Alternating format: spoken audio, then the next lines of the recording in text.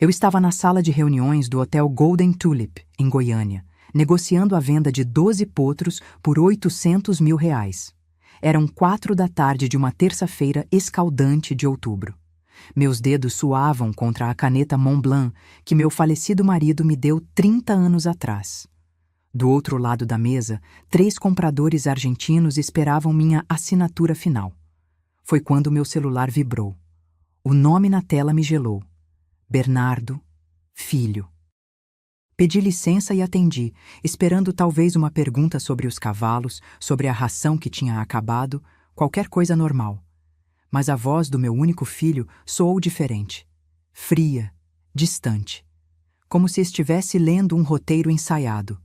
Mãe, estamos indo para os Estados Unidos amanhã. Meu coração falhou uma batida. Como assim, Bernardo? Amanhã? Mas a gente não conversou sobre...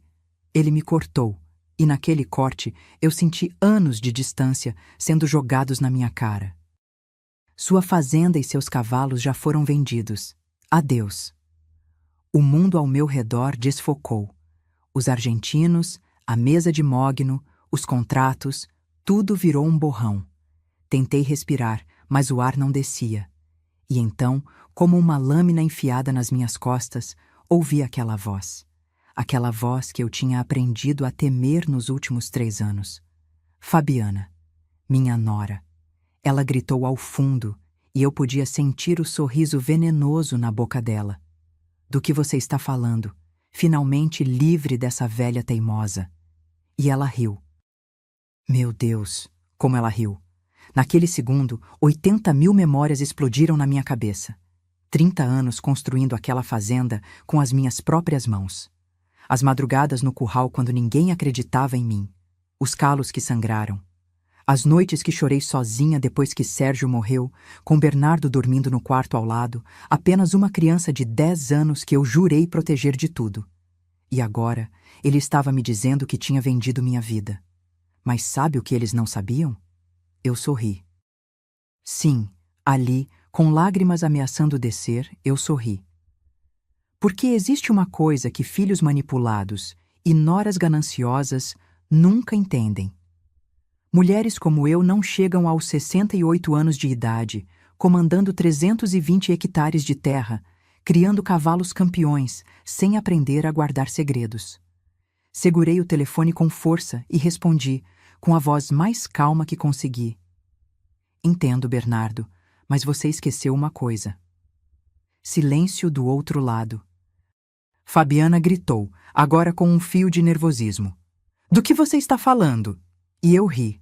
Ri porque a fazenda que eles disseram ter vendido, na verdade, se você quer descobrir histórias reais de coragem, de mulheres que não se deixaram quebrar, se inscreva no canal e ative o sininho.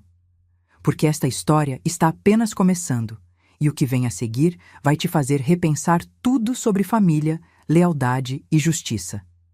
Mas antes de eu contar o que eles esqueceram, você precisa entender quem eu sou. Precisa entender como uma viúva de 38 anos, sozinha, transformou 50 hectares de pasto seco no interior de Goiás em um império que fazia fazendeiros com o dobro da minha idade me pedirem conselhos. Porque o que aconteceu naquele telefonema não foi acidente.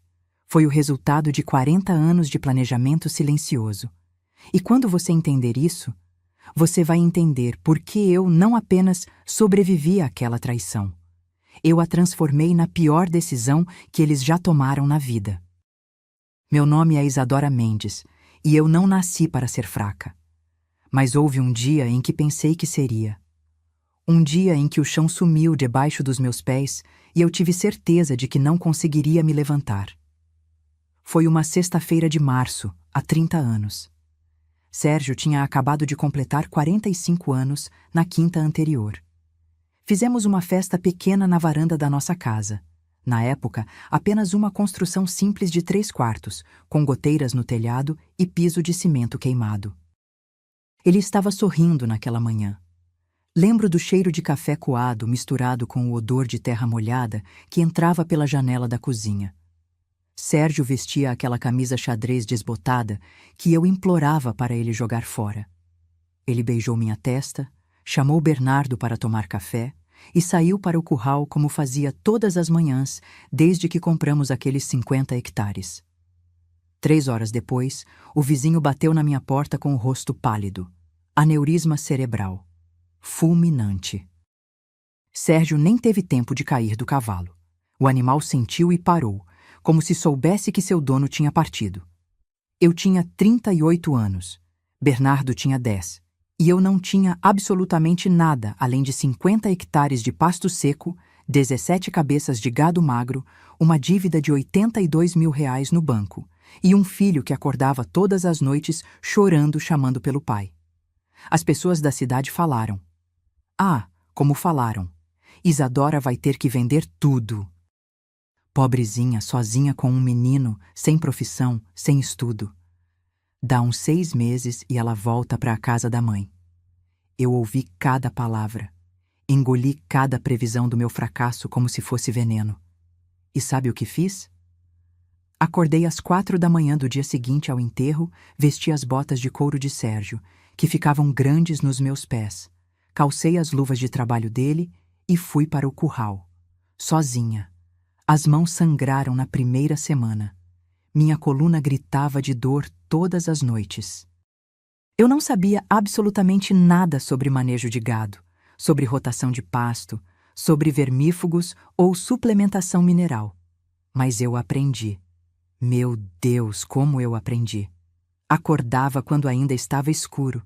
Bernardo tomava café sozinho antes da escola, porque eu já estava no campo.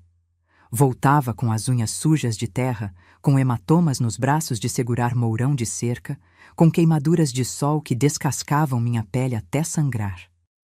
Teve um dia, nunca vou esquecer, que eu sentei no chão do curral, olhei para as minhas mãos cheias de calos e feridas e chorei. Chorei com raiva. Chorei porque estava exausta. Chorei porque ninguém me ensinava, porque os homens da cooperativa riam da viuvinha que queria brincar de fazendeira, porque o gerente do banco me tratava como se eu fosse uma criança pedindo dinheiro emprestado para comprar doce. Mas sabe o que eu fiz depois de chorar? Levantei, limpei as lágrimas. E voltei ao trabalho. Nos primeiros 5 anos paguei a dívida, toda ela, real por real. Vendi bezerros, economizei em tudo, minha roupa, meu sapato, minha comida. Bernardo usava uniforme escolar até rasgar. Eu costurava à noite. Nós comíamos arroz, feijão e ovo quase todos os dias. Luxo era um frango aos domingos, mas eu não desisti. Aos poucos, a fazenda começou a respirar. Comprei mais gado, aprendi sobre genética bovina com um veterinário que teve pena de mim e me ensinou de graça. Li livros. Fiz cursos por correspondência. Me tornei obcecada. Cada real que entrava, eu reinvestia. E então, há 15 anos, eu tive uma ideia. Vi um manga-larga marchador pela primeira vez numa feira agropecuária em Goiânia. Era um animal magnífico, pelagem dourada, porte elegante, aquela marcha batida que parecia uma dança. O dono pediu R$ 220.000, uma fortuna. Eu tinha apenas 180 mil economizados em 5 anos de vacas magras. Negociei, implorei. Ofereci pagar em parcelas. Ele riu de mim. Então, mostrei meus livros de contabilidade.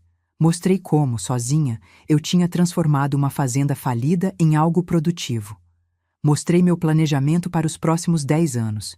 Ele vendeu. E ainda me deu desconto. 190 mil. Aquela égua, estrela da alvorada, mudou minha vida. Em 3 anos, ela me deu 4 potros.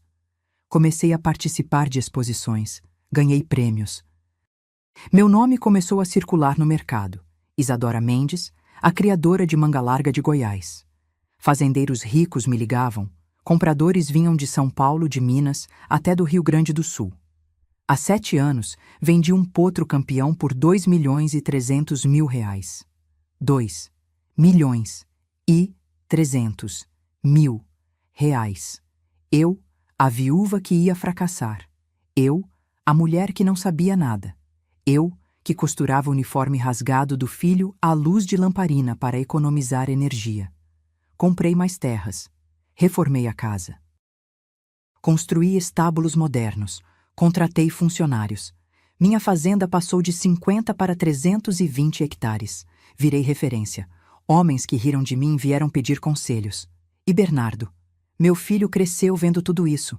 Vendo a mãe trabalhar como um animal para dar a ele educação, comida, futuro. Paguei faculdade de administração em Goiânia. Ele se formou. Voltou para a fazenda. Eu achei que finalmente teria um parceiro. Alguém para dividir o peso de 3 décadas de luta.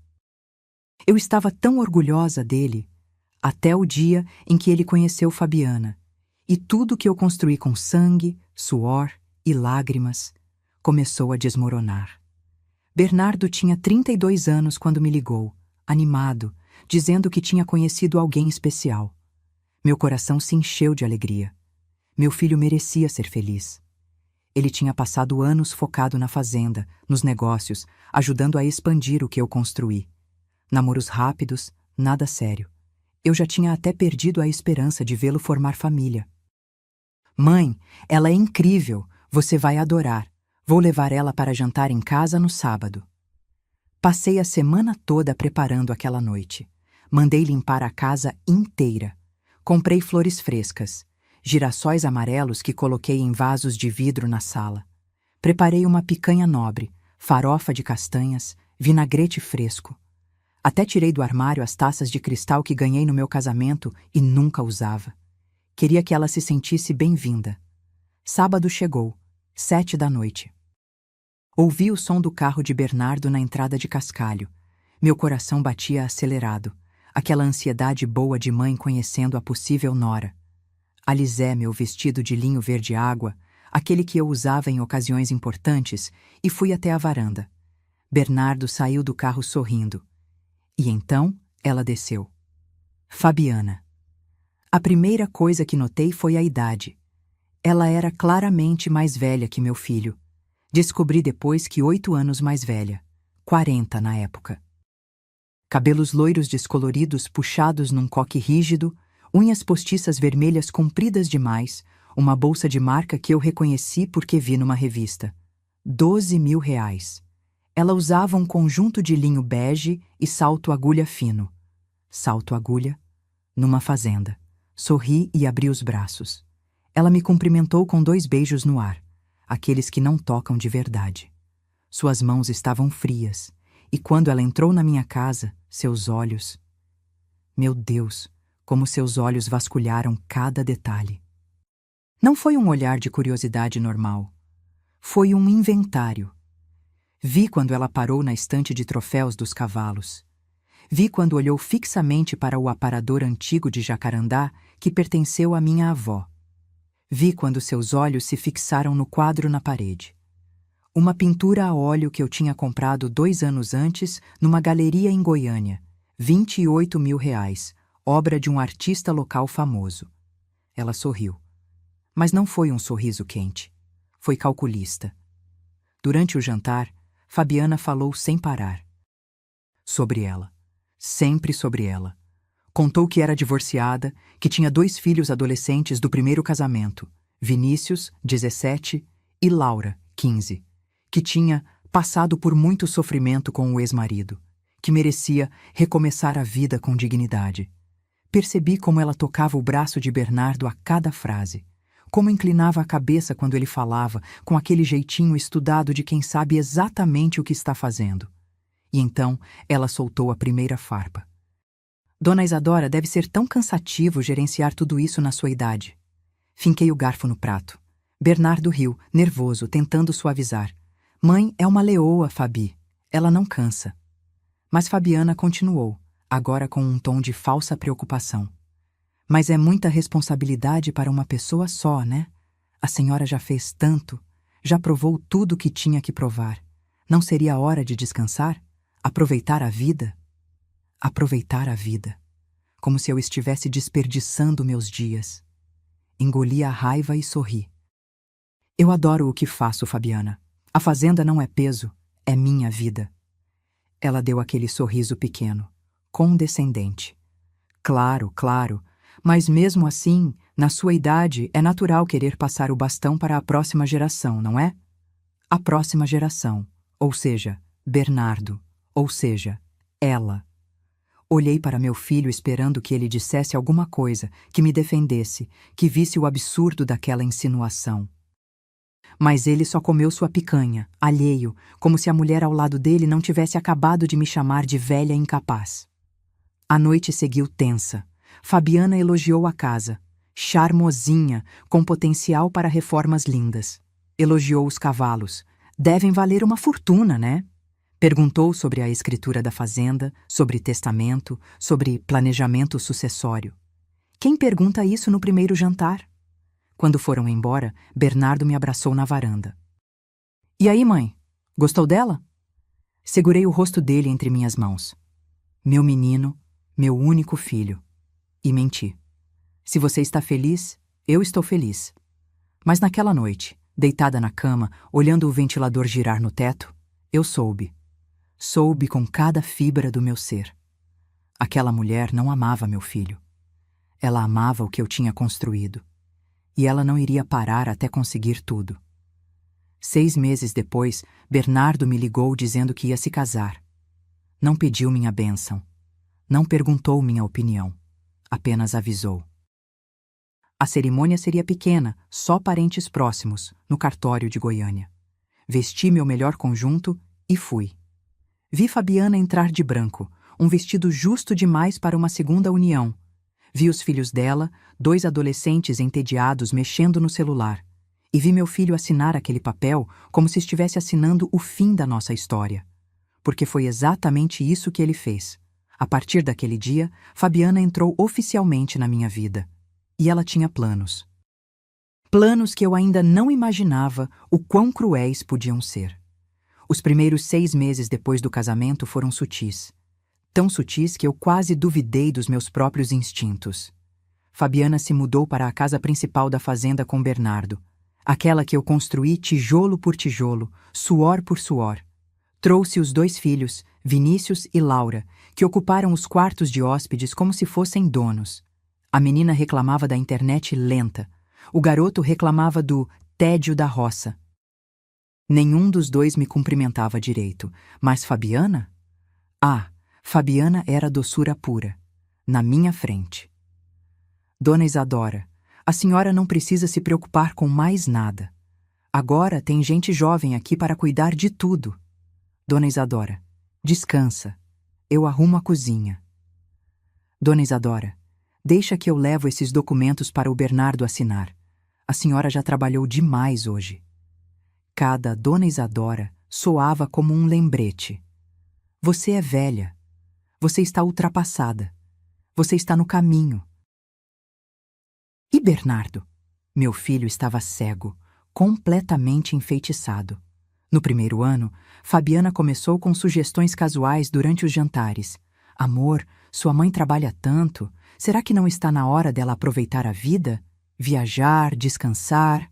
Bernardo olhava para mim com aquele olhar de pena que me partia o coração. Mãe, a Fabi tem razão. Você devia tirar férias. Quando foi a última vez que você viajou?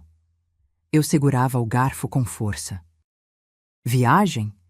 Eu não tirava férias há 25 anos porque não queria. Porque minha fazenda era minha vida. Meus cavalos eram minha alegria. Mas explicar isso para alguém que nunca construiu nada do zero? Impossível. Estou bem, filho. Não preciso de férias. Fabiana suspirava, dando aquele sorrisinho compreensivo para Bernardo, como quem diz, viu? Ela é teimosa mesmo. No segundo ano, a coisa escalou. Fabiana começou a organizar reuniões familiares.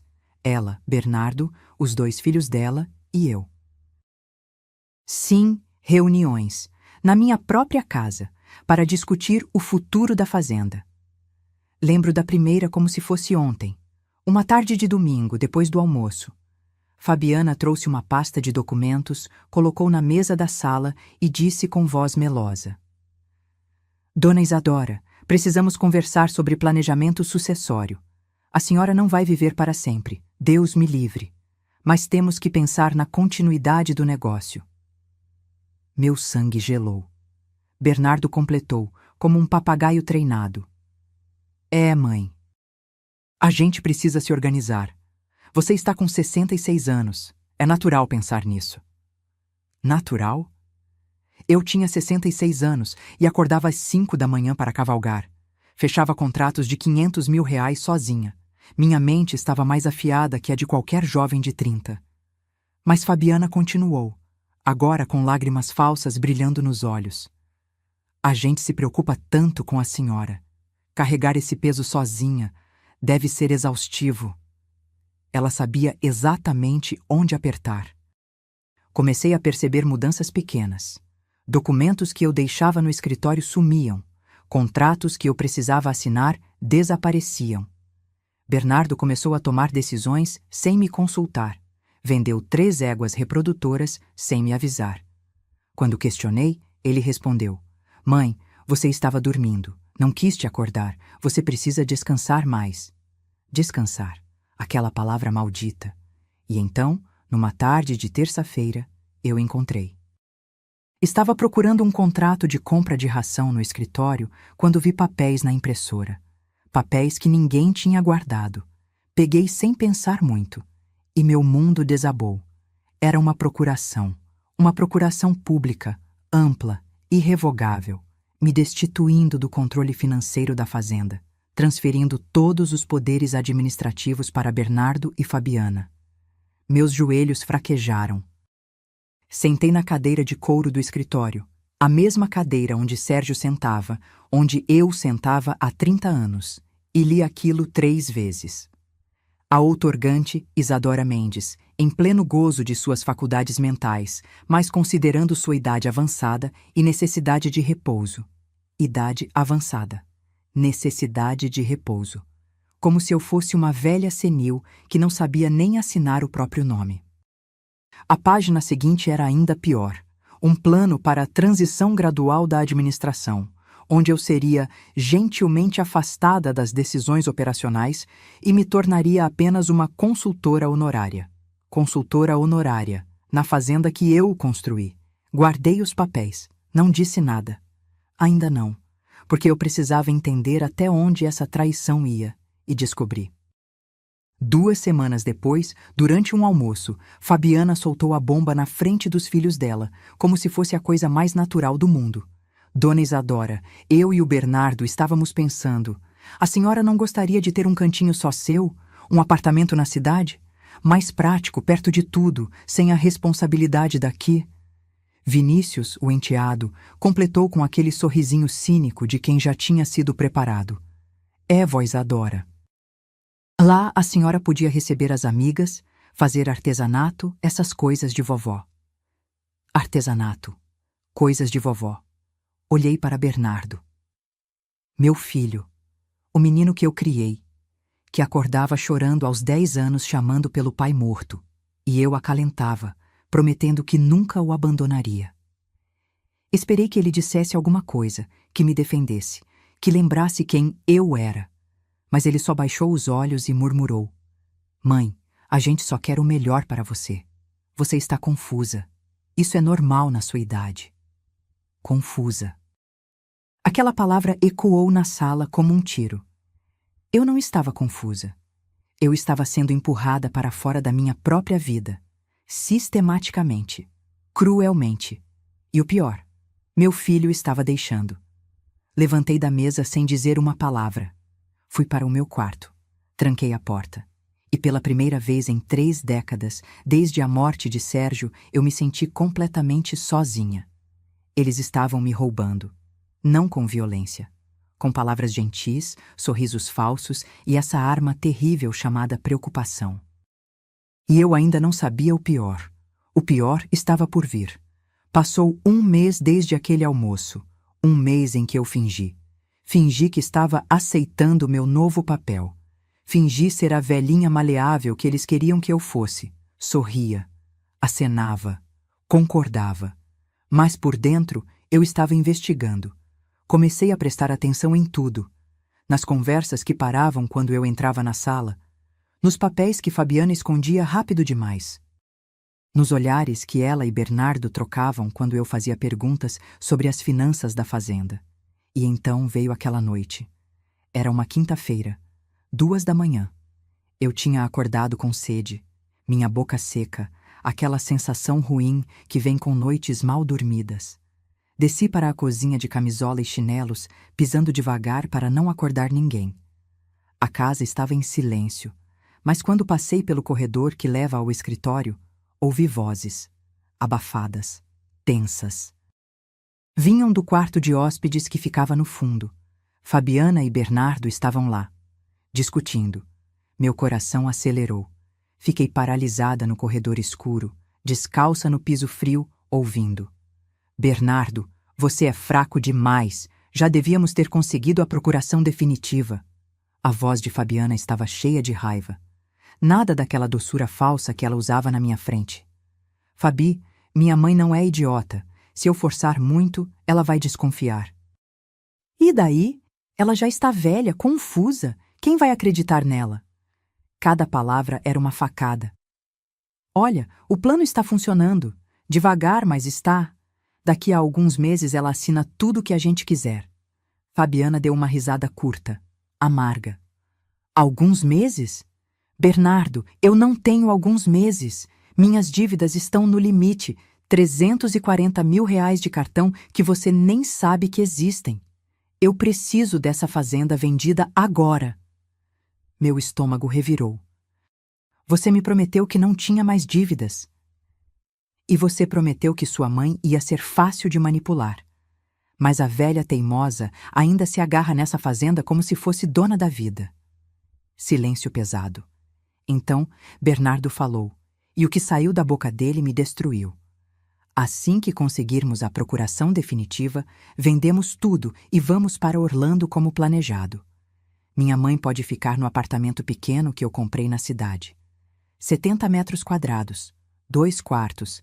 Ela vai acabar aceitando. Não vai ter escolha. 70 metros quadrados. Ele já tinha até escolhido meu exílio. Minhas pernas tremeram. Segurei na parede para não cair. Fabiana continuou, agora com voz calculista. Já transferimos 670 mil reais para a conta da empresa nos Estados Unidos. Mas precisamos de muito mais. Essa fazenda vale no mínimo 6 milhões. Com a venda dos cavalos, chegamos fácil a 8. 8 milhões. Eles já tinham calculado o preço da minha vida. E os meus filhos, Fabi? Vinícius e Laura também vão ganhar parte? Ela riu, uma risada que me gelou a alma. Claro, amor, já prometi 500 mil para cada um. Eles vão abrir os negócios que sempre quiseram. É justo, né? Afinal, vão ser seus enteados oficiais. Parte da família. Parte da família. Enquanto eu, a mãe que criou Bernardo sozinha, seria descartada num apartamento de 70 metros quadrados. Fiquei ali, petrificada no escuro, ouvindo o plano completo se desdobrar. Fabiana tinha convencido Bernardo a abrir uma LLC na Flórida, uma empresa limitada americana. Já tinham despejado 670 mil reais lá, dinheiro que Bernardo tinha acesso como administrador temporário da fazenda. Administrador temporário. Aquele cargo que eu dei a ele confiando que meu filho jamais me roubaria. Mas tinha pior. Bernardo, aquele comprador de Goiânia, está pressionando. Ele quer fechar a venda da fazenda até o fim do mês. 5 milhões e 800 mil à vista. Meu coração parou. Mas a fazenda não está no nome dela ainda? Como vamos vender? A resposta de Fabiana foi um sussurro venenoso. Já está resolvido, amor. Você assinou a procuração dela semana passada, lembra? Eu só ajustei alguns detalhes. Adulteramos a assinatura em 2 documentos de transferência. O tabelião é amigo do meu primo. Ele não vai questionar. Adulteraram. Minha. Assinatura, falsificação de documento. Crime federal. E meu filho tinha concordado com isso. Fabi, isso é arriscado. Arriscado é ficar nessa miséria sendo empregado da sua própria mãe. Você tem 35 anos, Bernardo. Está na hora de você ter sua própria vida. Empregado. Ela chamou meu filho de empregado na fazenda que ele ajudou a construir comigo. E se ela descobrir? Fabiana riu. Aquele riso que eu nunca mais vou esquecer. Quem vai acreditar numa velha de 68 anos contra documentos assinados e carimbados? A gente só precisa segurar mais 3 semanas. 3 semanas e estaremos em Orlando, começando do zero, com 8 milhões no banco, sem essa megera controlando cada passo seu. Megera. Essa foi a palavra que ela usou para a mulher que abriu a casa, a mesa, o coração para recebê-la. Recuei devagar, passo por passo, até voltar para o meu quarto. Fechei a porta com cuidado, me sentei na beirada da cama. E não chorei. Não chorei porque lágrimas não resolveriam nada. Lágrimas não recuperariam 670 mil reais. Lágrimas não impediriam a venda fraudulenta da minha fazenda. Olhei para a foto de Sérgio na mesinha de cabeceira. Meu marido morto há 30 anos, que me deixou com um filho de 10 anos e uma promessa. Cuida do nosso menino, Isadora. Faz dele um homem de bem. Eu tinha tentado. Meu Deus, como eu tinha tentado. Mas em algum lugar, entre os anos e as manipulações daquela mulher, eu perdi meu filho. Ou talvez ele nunca tenha sido quem eu pensei que era. Mas uma coisa eu sabia. Eu não ia deixar barato. Porque se tinha algo que 30 anos de luta me ensinaram, era isso. Isadora Mendes não era mulher de se entregar. E aquela víbora que dormia no quarto do fundo, ela tinha acabado de assinar a própria sentença. Decidi não confrontá-los. Ainda não. Porque quando você conhece o golpe antes dele acontecer, você tem poder. Você tem escolha. Você pode planejar. Mas precisava agir rápido. Na manhã seguinte, liguei para meu antigo advogado, Dr. Heitor Braga, um homem de 62 anos que me conhecia há 20. Expliquei tudo, cada detalhe da conversa que escutei. Ele ficou em silêncio por 10 segundos longos. Isadora, isso é gravíssimo. Falsificação de assinatura, apropriação indébita, estelionato. Seu filho pode ser preso. Eu sei. Mas preciso de provas concretas antes de agir. Você quer que eu investigue? Quero, mas discretamente. Ninguém pode saber, especialmente Bernardo. Heitor suspirou. Considere feito. Desliguei e olhei pela janela da cozinha. Fabiana estava na varanda, pintando as unhas de vermelho, rindo ao telefone com alguém. Provavelmente contando para uma amiga como estava prestes a ficar milionária. Naquele momento, eu prometi a mim mesma, essa mulher ia pagar. E Bernardo também. Mas antes que eu pudesse montar minha estratégia completa, veio meu aniversário. 68 anos. Fabiana insistiu em fazer uma festinha íntima para mim. Apenas família e alguns amigos próximos dela. Gente que eu nunca tinha visto na vida. Tentei recusar, mas Bernardo implorou. Mãe, a Fabi quer fazer algo especial para você. Ela te ama tanto. Ama. Que piada cruel. Aceitei, porque naquele ponto eu estava coletando munição. Cada palavra, cada gesto falso, cada humilhação, tudo ia ser usado contra eles. O almoço foi no domingo, 12h. Fabiana decorou a mesa com arranjos de flores artificiais, lírios de plástico rosa-choque que eu odiava. Fez uma lasanha requentada e comprou um bolo industrializado da padaria com aquela cobertura doce demais. Chegaram 10 pessoas, amigos de Fabiana, um casal de empresários de Goiânia, 2 amigas dela que não paravam de tirar selfie, o primo dela, aquele do tabelião corrupto. Gente superficial, barulhenta, que não sabia nem meu nome direito. Me sentei na ponta da mesa, na minha própria casa, como uma convidada. E então começou. Durante o almoço, Fabiana levantou a taça de vinho barato e fez um brinde. Alto, para todos ouvirem.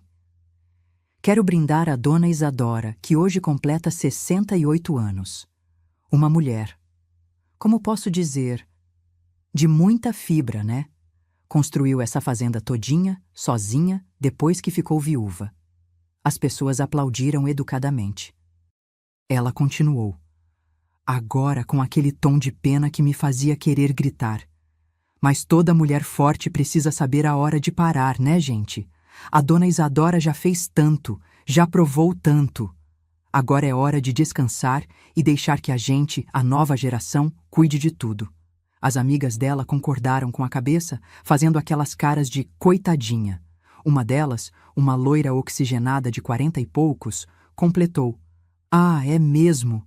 Minha mãe era assim, teimosa, não queria largar a empresa.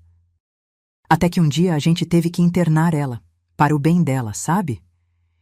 Internar. A palavra ficou suspensa no ar como veneno. Fabiana sorriu. Aquele sorriso. Pois é, a gente torce para não chegar nesse ponto com a dona Isadora.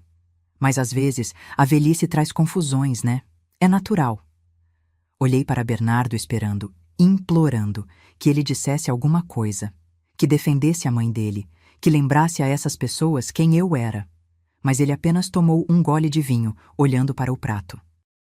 Covarde! A pior parte veio na hora do bolo. Fabiana trouxe aquela coisa enjoativa da cozinha, cantando parabéns sozinha. Ninguém acompanhou.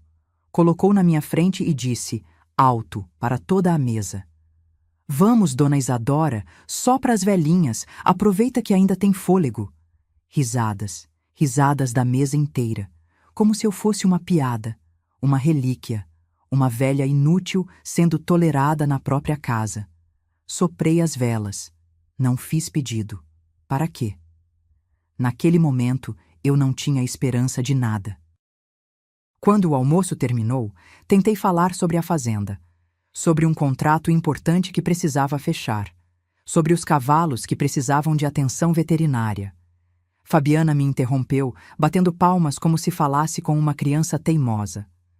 "Dona Isadora, não precisa se preocupar com essas coisas agora.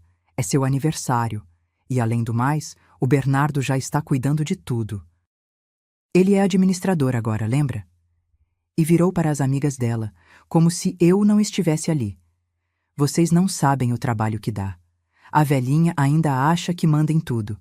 Não aceita que o tempo passou." Velhinha. Todos na mesa riram. Menos eu. Me levantei. Murmurei uma desculpa qualquer sobre estar cansada. Subi para o meu quarto. Ninguém veio atrás de mim. Ninguém perguntou se eu estava bem. Ninguém se importou. Sentei na beirada da cama e olhei pela janela. Via os estábulos ao longe. Os cavalos pastando no campo. Aquela terra que eu transformei de cinzas em ouro. E pela primeira vez em 30 anos, desde que Sérgio morreu, eu pensei em desistir. Pensei, para quê? Para que lutei tanto? Para ser descartada como lixo? Para ser chamada de velha confusa, de teimosa, de peso morto? As lágrimas vieram, quentes, raivosas. Chorei sozinha no meu quarto, no dia do meu aniversário, enquanto lá embaixo as pessoas riam e comiam meu bolo sem mim. Me senti invisível, descartável, pequena. Mas sabe o que acontece quando você chega no fundo do poço? Você tem duas escolhas: afundar ou impulsionar para cima com força total. E eu não era mulher de afundar. Na manhã seguinte, acordei antes do sol nascer. Vesti minha roupa de montaria, calcei as botas gastas e fui para o estábulo, porque tinha alguém ali que ainda me via pelo que eu realmente era. Alguém que ia me lembrar quem eu sempre fui. O céu ainda tinha aquele tom de cinza que vem antes do amanhecer quando cheguei ao estábulo principal. 5:30 da manhã. O ar gelado de junho cortava minha pele, mas eu precisava estar ali. Precisava respirar o cheiro de feno e couro. Precisar sentir que ainda era dona de alguma coisa. Os cavalos relincharam baixinho quando me viram. Eles me conheciam. Me reconheciam. Caminhei devagar entre as baias até parar na última, a mais espaçosa, com placa de bronze gravada, Tempestade de Prata. Minha égua reprodutora, 15 anos de idade. Campeã nacional de marcha em 2018. Mãe de 8 potros premiados. Pelagem tordilha que brilhava como metal líquido sob a luz. Ela valia sozinha R$450 mil. Mas para mim, não tinha preço. Abri a porta da baia, esperando que ela viesse até mim como sempre fazia, colocando o focinho quente na minha mão, pedindo carinho. Mas ela não veio. Estava encostada no canto do fundo. Imóvel. Tempestade? Entrei devagar. E foi quando vi. A égua tinha um ferimento aberto na cernelha, aquela região entre o pescoço e o dorso. Sangue seco grudado no pelo. A água do bebedouro estava suja, esverdeada. O feno, mofado, fedendo. Meu coração disparou. Cheguei perto dela, passei a mão suavemente no pescoço. Ela estremeceu. Virou a cabeça e me olhou com aqueles olhos escuros, profundos, e eu jurei que vi dor ali. Dor e desamparo. Quem fez isso com você? Examinei o ferimento. Era recente. Um dia, talvez 2. Marca de chicote ou vara. Alguém tinha batido nela.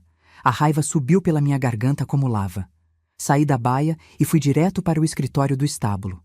Era cedo, mas o novo tratador que Fabiana tinha contratado, um tal de Osvaldo, homem de uns 40 anos, magro, com cara de poucos amigos, já estava lá, tomando café e mexendo no celular. Bati na porta. Ele levantou os olhos, entediado. Quem está cuidando da tempestade de prata? Ele deu de ombros. Eu, ué. Então me explica o ferimento que ela tem. Osvaldo levantou irritado, como se eu estivesse atrapalhando o dia dele. Aquela égua tá rebelde. Não quis entrar no brete ontem para a limpeza. Tive que dar uns tapas. Uns tapas. Na minha campeã nacional. Na minha tempestade. Minha voz saiu gelada. Pega suas coisas. Você está demitido. Ele riu. Riu na minha cara. A senhora não pode me demitir. Quem me contratou foi a dona Fabiana. Ela que manda agora. Ela que manda agora. Aquelas 5 palavras foram como um soco no estômago. Mas então algo dentro de mim quebrou. Não sei se foi a humilhação do dia anterior. Não sei se foi ver minha égua machucada. Não sei se foi ouvir aquele verme dizer que outra pessoa mandava na minha fazenda. Mas algo se rompeu. E o que saiu não foi a mulher cansada, humilhada, invisível. Foi Isadora Mendes, a mulher que transformou pó em império. Dei 2 passos na direção dele. Olhei nos olhos dele com uma intensidade que fez o sorriso sumir da cara dele. Eu não perguntei quem te contratou. Eu disse, você está demitido. Pega suas coisas e sai da minha propriedade antes que eu chame a polícia por maus tratos a animais. Ele tentou argumentar, mas eu não deixei. Peguei o telefone, disquei para o caseiro da fazenda, seu Valdir, homem de confiança que trabalhava comigo há 18 anos, e ordenei. Valdir, o Osvaldo está saindo agora. Acompanha ele até o portão, e a partir de agora, ninguém é contratado ou demitido sem minha autorização. Ninguém. Osvaldo saiu bufando, xingando baixo. Não me importei. Voltei para o estábulo, para a tempestade. Passei as 2 horas seguintes cuidando dela pessoalmente. Limpei o ferimento com soro fisiológico e pomada antibiótica. Troquei a água. Coloquei feno fresco. Escovei cada centímetro da pelagem dela, falando baixinho, pedindo desculpas por ter deixado aquilo acontecer.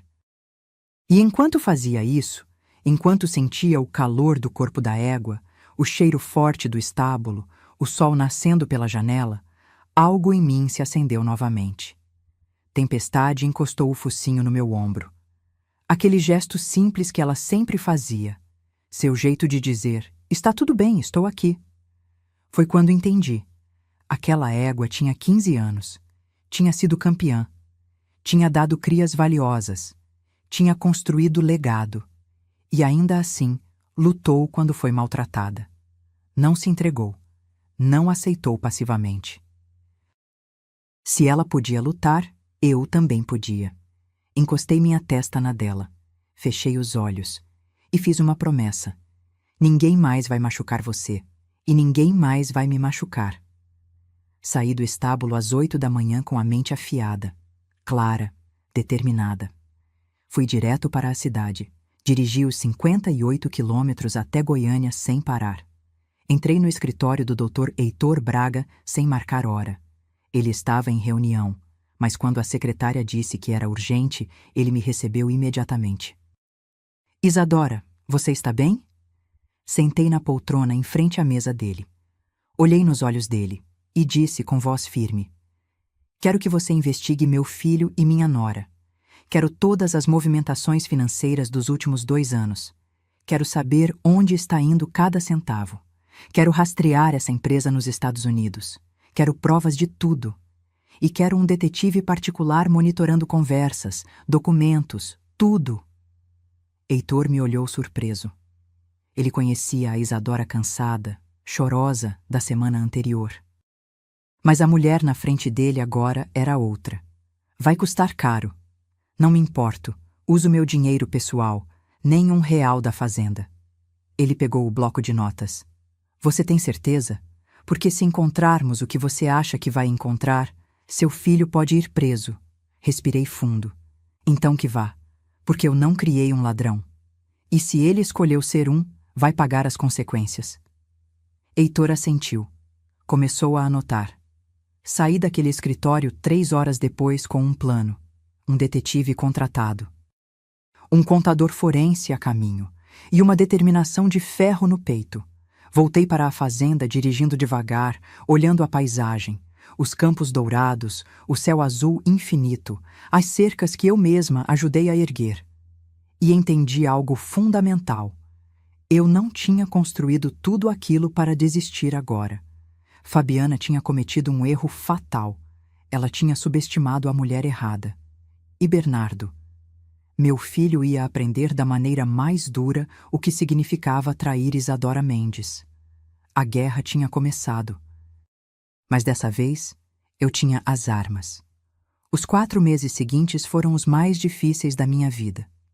Não pela dor. Eu já estava acostumada com dor. Mas pela atuação. Porque eu tinha que fingir. Fingir que não sabia de nada. Fingir que era a velha confusa que eles queriam que eu fosse. Sorrir para Fabiana. Concordar com Bernardo. Aceitar cada humilhação com a cabeça baixa. Enquanto por dentro eu juntava cada migalha de evidência.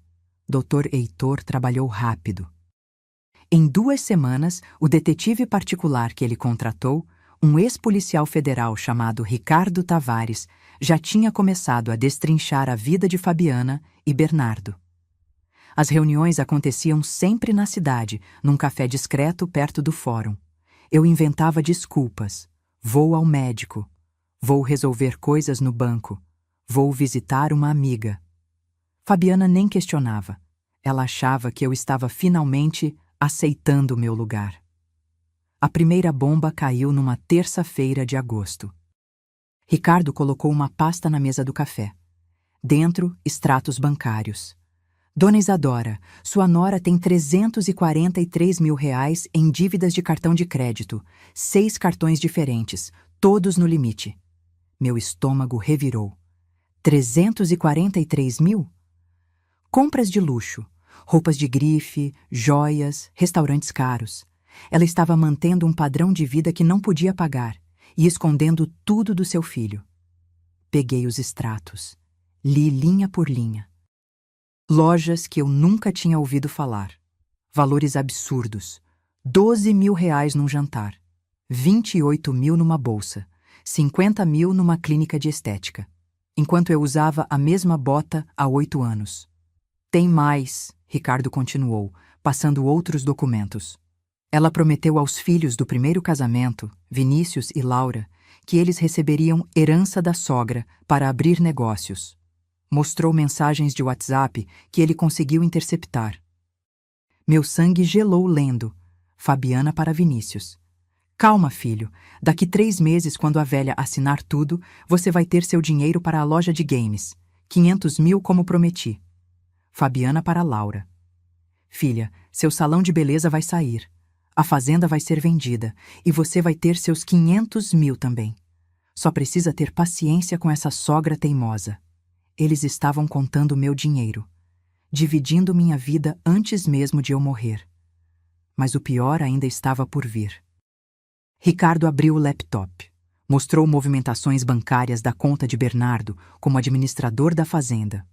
Nos últimos 18 meses, seu filho transferiu R$670 mil para uma conta da LLC que eles abriram na Flórida, Sunshine Farms, LLC. 670 mil reais. Dinheiro da venda de gado, de cavalos, de contratos que eu fechei, desviado para os Estados Unidos. E tem mais. Eles já venderam 30 bezerros de forma antecipada, receberam 420 mil de um frigorífico de Anápolis e o dinheiro sumiu. Não entrou na contabilidade da fazenda. 420 mil reais. Simplesmente evaporados. Fiz as contas mentalmente. Já tinham roubado mais de R$1 milhão de mim. E a fazenda? Perguntei com a voz tremendo. Eles realmente tentaram vender? Ricardo assentiu sério. Sim, encontrei um contrato preliminar de compra e venda. O comprador é Wilson Amarante, empresário do agronegócio de Goiânia. Valor: 5.800.000 reais. 5.800.000. Por uma propriedade que valia facilmente 8 milhões. O pior é que eles usaram falsificação da sua assinatura em 2 documentos de transferência. Já pedi para um perito grafotécnico analisar. É falsificação grosseira, mas foi autenticada por um tabelião corrupto, primo da sua nora. Crime. Crime federal. Meu filho tinha cometido um crime. Respirei fundo. As mãos tremiam. Ricardo percebeu e colocou a mão sobre a minha. Dona Isadora, eu sei que é difícil, mas você precisa decidir. Quer seguir com isso? Porque se seguirmos, seu filho vai responder criminalmente. Olhei pela janela do café. Vi pessoas passando na rua, gente normal, vivendo vidas normais, e pensei, eu poderia ter tido isso. Uma velhice tranquila, um filho grato, respeito, mas não. Eu tinha que estar ali, descobrindo que meu próprio sangue estava me traindo. Quero todas as provas, respondi, firme. Gravações, documentos, testemunhas, tudo. Ricardo sorriu. Não um sorriso alegre, um sorriso de respeito. Já estamos nisso. Instalei escutas no escritório da fazenda, com autorização judicial, tudo legal. Nas últimas 3 semanas, gravamos 12 horas de conversas entre Fabiana e Bernardo. Planejamento detalhado de como vão dividir o dinheiro, como vão te convencer a assinar uma procuração irrevogável. Como vão te ajustar num apartamento pequeno enquanto eles vivem nos Estados Unidos? Ajustar. Como se eu fosse um móvel velho que não serve mais. Nas semanas seguintes, Ricardo trouxe mais, muito mais. Conversas gravadas de Fabiana chamando Bernardo de fraco e manipulável para as amigas. A conta bancária secreta onde ela depositava dinheiro de pequenas vendas da fazenda que Bernardo autorizava. Mensagens dela para o ex-marido pedindo dinheiro emprestado, porque o novo trouxa ainda não liberou toda a grana da sogra. Trouxa. Ela chamou meu filho de trouxa. E o mais chocante, descobri que Fabiana tinha planejado tudo desde antes do casamento. Ela tinha investigado Bernardo, descoberto sobre a fazenda, sobre meu patrimônio.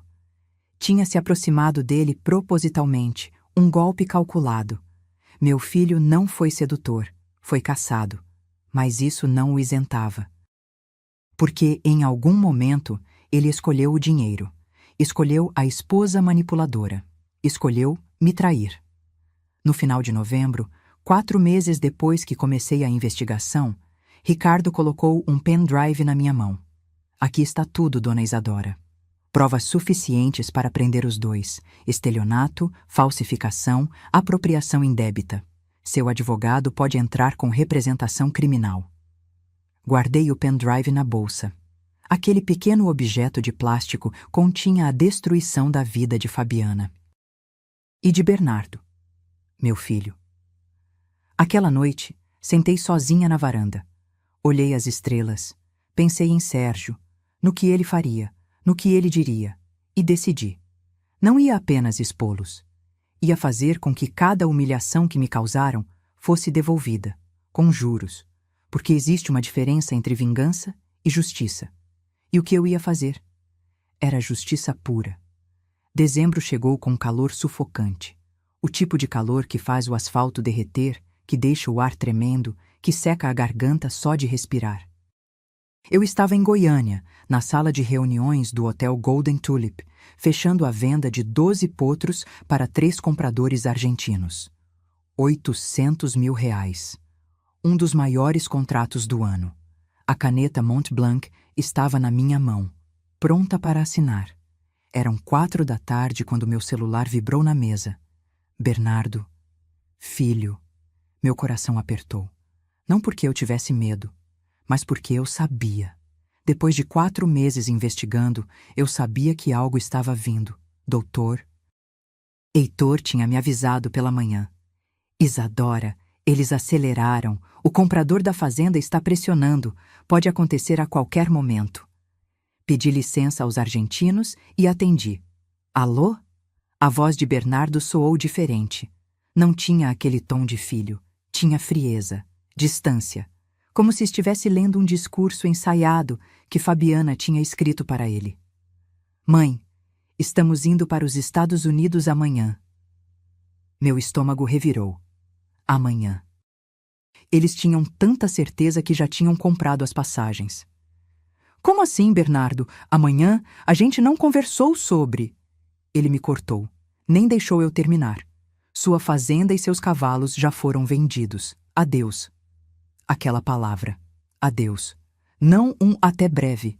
Não um a gente se fala. Adeus. Como se estivesse me descartando, me apagando da vida dele. Os argentinos na mesa ficaram embaçados. Minha visão embaralhou. Precisei segurar na beirada da cadeira para não cambalear. E então veio aquela voz. Aquela voz que eu tinha aprendido a odiar mais que qualquer coisa no mundo. Fabiana gritou ao fundo, longe do telefone, mas eu ouvi cada palavra venenosa. Do que você está falando? Finalmente livre dessa velha teimosa. E ela riu. Aquele riso agudo, cheio de vitória falsa, como se tivesse ganhado uma guerra. Como se eu fosse apenas um obstáculo que finalmente tinha sido removido do caminho. Naquele segundo, tudo veio de uma vez. As 30 madrugadas suadas no curral depois que Sérgio morreu. As mãos sangrando de erguer cerca, os joelhos machucados de plantar cada árvore daquela fazenda. As noites que pulei, jantar para economizar e pagar a faculdade de Bernardo. O orgulho que senti quando ele se formou, quando voltou para me ajudar. Tudo jogado no lixo, por causa de uma mulher gananciosa e de um filho fraco. Mas sabe o que aconteceu? Em vez de desabar, em vez de chorar, algo dentro de mim sorriu. Porque durante 4 meses, enquanto eles planejavam me destruir, eu estava um passo à frente. Eu tinha provas, gravações, documentos, testemunhas. Eu sabia de cada centavo roubado, de cada mentira dita, de cada assinatura falsificada. E eles não faziam ideia. Respirei fundo, sequei a lágrima que ameaçou cair. Olhei para os 3 argentinos que me observavam preocupados. Fiz um sinal de que estava tudo bem. E respondi ao meu filho com a voz mais calma que consegui. Quase doce, quase maternal. Entendo, Bernardo, mas você esqueceu uma coisa. Silêncio do outro lado da linha. Eu podia sentir a confusão, o nervosismo, a sensação de que algo estava errado. Fabiana gritou de novo, agora com um fio de desespero na voz. Do que você está falando? E eu sorri, um sorriso genuíno, porque ia ser tão delicioso desmontar a farsa deles. Vocês venderam a fazenda, é isso? Bernardo gaguejou. Eu, sim. 5.800.000 reais. O comprador já pagou 1,5 milhão de sinal. Está tudo acertado. 1,5 milhão de sinal. Dinheiro que eles já tinham embolsado. Dinheiro que teriam que devolver. E os cavalos? Também venderam? Todos, menos a Tempestade, porque ela está velha, ninguém quis. Velha, como eu. E a papelada? Está tudo certo? Silêncio, um silêncio pesado. Está, mãe. Tudo assinado e autenticado. Menti. Eu sabia que era mentira. Sabia que tinham falsificado minha assinatura. Sabia que o tabelião era corrupto. Sabia de tudo. Entendo. Pausa longa. Eles esperavam que eu surtasse, que chorasse, que implorasse. Mas eu só disse calmamente: Bernardo, tem um problema no que você acabou de me dizer. Ouvi Fabiana sussurrar algo ao fundo. Ouvi o pânico começando a rachar a voz dela. Que problema, mãe? Olhei pela janela do hotel. O sol de dezembro queimava o céu de Goiânia. Pessoas andavam na rua, alheias ao drama que estava acontecendo naquela ligação. A fazenda que você vendeu, ela não está no meu nome, filho. Silêncio absoluto. Como assim? Nunca esteve. E se você tivesse me perguntado antes de falsificar minha assinatura, eu teria te contado. Ouvi algo cair do outro lado. Talvez um copo. Talvez a esperança deles. Fabiana gritou, agora com voz esganiçada. Isso é mentira! Ela está blefando! Mas Bernardo sabia. Pela minha voz, pela minha calma. Ele sabia que eu não estava blefando. Mãe, do que você está falando? Respirei fundo. Saboreei aquele momento. Porque depois de 4 meses de humilhação, de fingimento, de dor engolida, eu finalmente podia virar o jogo.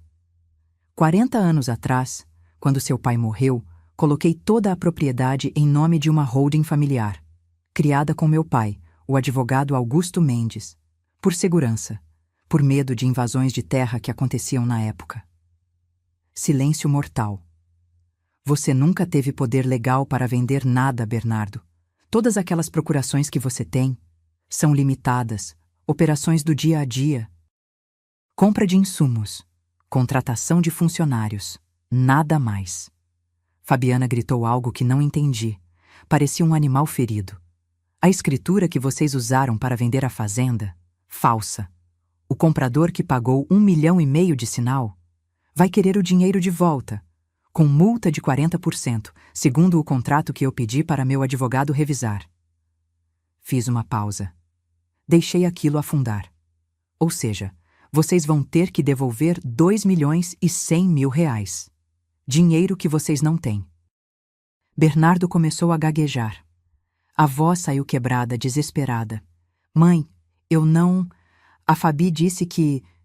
Eu achei que... Você achou que eu era uma velha idiota?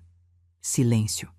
Achou que poderia me roubar, me humilhar, me jogar num apartamento de 70 metros enquanto vocês viviam com meu dinheiro nos Estados Unidos? Ouvi Fabiana chorando ao fundo. Não lágrimas de arrependimento, lágrimas de desespero por ter perdido. Bernardo, eu vou te dar um conselho de mãe. Arruma um advogado. Um bom. Porque o que você fez se chama estelionato e falsificação de documento. E eu tenho provas de tudo.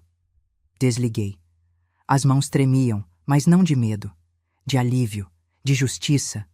Os argentinos me olhavam boquiabertos. Sorri para eles, peguei a caneta e assinei o contrato.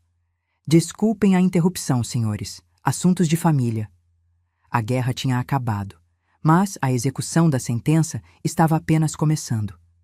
3 dias depois daquela ligação, enviei uma mensagem para Bernardo. Curta, direta, gelada. Preciso que você e Fabiana venham à fazenda amanhã, 10 horas da manhã. Assunto urgente sobre a transferência da propriedade. Tragam os documentos da venda. Ele respondeu em 5 minutos. Ok, mãe, a gente vai. Claro que iriam. Eles ainda achavam que tinham alguma chance de consertar a mentira. De me convencer que estava tudo certo, de me manipular mais uma vez. Mas o que eles não sabiam é que eu não estava sozinha. Na manhã de sexta-feira, 9 horas, comecei a receber as visitas. Primeiro chegou o Dr. Heitor Braga, meu advogado, com 2 pastas grossas de documentos debaixo do braço. Ele estava sério, mas percebi um brilho de satisfação nos olhos dele. Justiça finalmente sendo feita. Depois chegou o delegado Maurício Lins, meu amigo de 20 anos, ex-colega de Sérgio nos tempos de universidade, homem íntegro, incorruptível. Ele trouxe 2 oficiais de justiça. Isadora, você tem certeza disso? Ele perguntou, apertando minha mão. Absoluta. E então chegou Wilson Amarante, o comprador da fazenda. Um homem de 50 e poucos anos, empresário do agronegócio, cara de poucos amigos. Ele estava furioso. Dona Isadora, eu paguei 1,5 milhão de sinal nessa propriedade. Se essa venda não se concretizar, vou processar todo mundo. Heitor levantou a mão, calmo. Senhor Wilson, o senhor foi vítima de uma fraude. A senhora Isadora não autorizou venda nenhuma. A assinatura nos documentos é falsificada. Wilson ficou branco. Falsificada? Vamos provar isso hoje. E o senhor terá seu dinheiro de volta. Pode ficar tranquilo. Às 10 horas em ponto, ouvi o som do carro de Bernardo na entrada de Cascalho. Todos estávamos na sala principal. Eu sentada na poltrona de couro que Sérgio amava, Heitor à minha direita, Maurício à esquerda, os 2 oficiais de pé ao fundo, Wilson sentado em outra poltrona, de braços cruzados. Bernardo e Fabiana entraram pela varanda. Eles estavam radiantes, sorridentes. Bernardo usava camisa social clara, calça jeans, sapato novo. Fabiana estava de vestido rosa, maquiagem perfeita, aquele sorrisinho vitorioso no rosto. Carregava uma pasta, provavelmente com as passagens para Miami, comprovantes de depósito, sonhos de riqueza.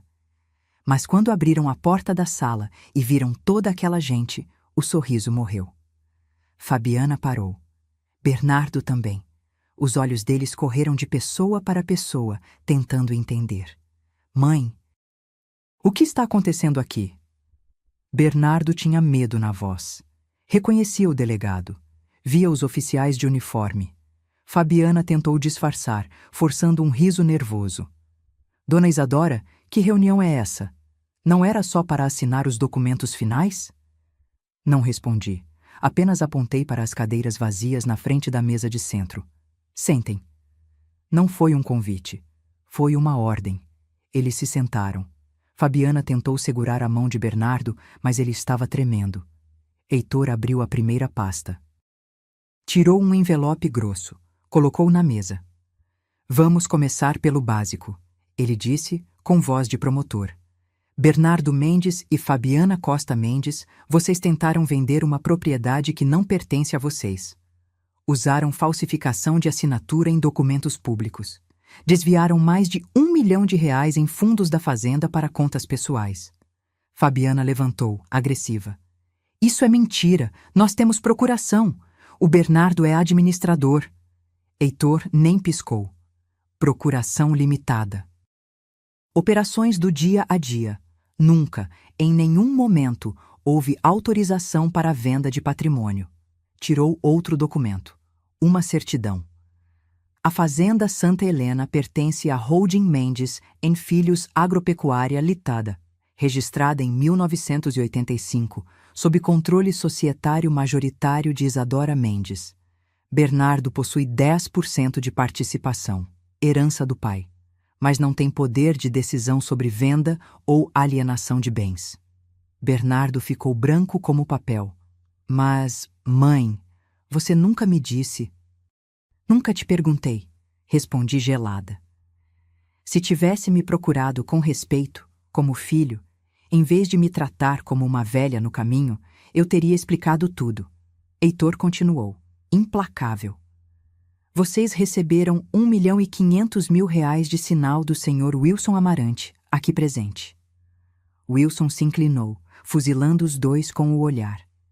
E eu quero meu dinheiro de volta, com os 40% de multa previstos no contrato. Dá R$ 2,1 milhões. Fabiana começou a chorar. Não de tristeza, de pânico. A gente não tem esse dinheiro, já gastamos, já compramos, já transferimos.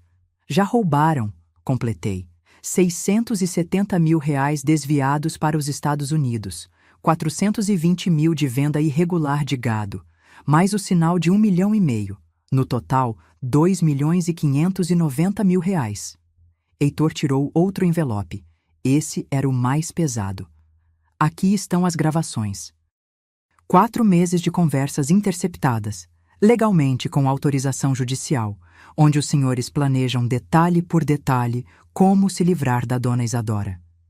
Colocou um gravador pequeno na mesa. Apertou play. A voz de Fabiana encheu a sala. Assim que conseguirmos a procuração definitiva, vendemos tudo e vamos para Orlando. Sua mãe pode ficar no apartamento pequeno da cidade. Ela vai acabar aceitando, não vai ter escolha. Bernardo começou a chorar, baixinho, com as mãos no rosto. Maurício, o delegado, levantou. Tirou algemas do cinto. Fabiana Costa Mendes, Bernardo Mendes, vocês estão presos preventivamente por estelionato, falsificação de documento público e apropriação indébita. Fabiana gritou. Tentou correr. Os oficiais a seguraram. Você está destruindo sua própria família, sua bruxa. Você é uma monstro. Levantei devagar. Olhei nos olhos dela e disse com cada sílaba carregada de 3 anos de humilhação engolida: eu não destruí minha família. Você destruiu quando entrou nela. Os oficiais colocaram as algemas. Fabiana gritava, esperneava. Bernardo apenas chorava, cabisbaixo, derrotado. Antes de saírem, meu filho me olhou. E naquele olhar, eu vi. Vi o menino de 10 anos que perdeu o pai. Vi o jovem que eu criei sozinha. Vi o homem que ele poderia ter sido. E vi o criminoso que ele se tornou. Mãe, me perdoa.